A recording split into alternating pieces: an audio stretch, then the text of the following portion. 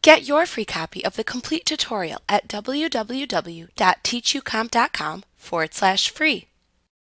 You can import list data into QuickBooks using Microsoft Excel.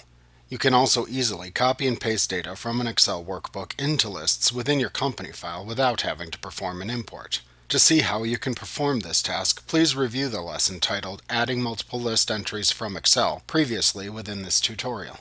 In addition to being able to copy and paste Excel data, you can also perform an advanced importing of Excel data into your QuickBooks lists.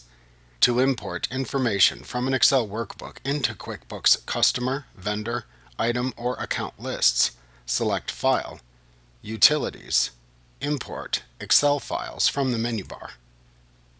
In the window that then appears, click the Advanced Import button. On the Setup Import tab, click the Browse button at the right end of the File text box to launch a dialog box where you can select the name of the Excel file to import. Then select the name of the sheet in the workbook from which to import the data by using the drop-down below the file name. If the data you are importing has column labels, check the This data file has header rows checkbox to use the topmost row of data in the selected sheet as a header. In the data mapping section, you must tell QuickBooks which columns in the Excel file should be imported into which fields in the QuickBooks list. Click the Add New choice from the Choose a Mapping drop-down to create a new data mapping for the Excel data and launch the Mappings dialog box. Type a name for the new data mapping into the Mapping Name field. Select into which list you want to import the data from the Import Type drop-down.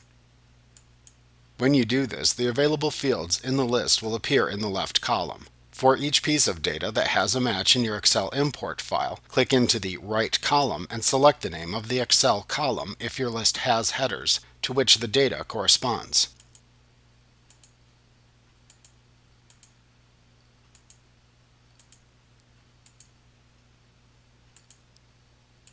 When finished, click the Save button to save the data mapping. To preview the data before importing, click the Preview button to view the data as it will appear when imported. This will also show you any errors that would occur if the data was imported.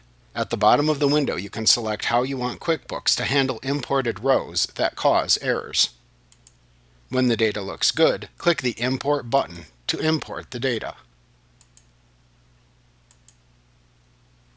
Like what you see? Pick up your free copy of the complete tutorial at www.teachucomp.com/free.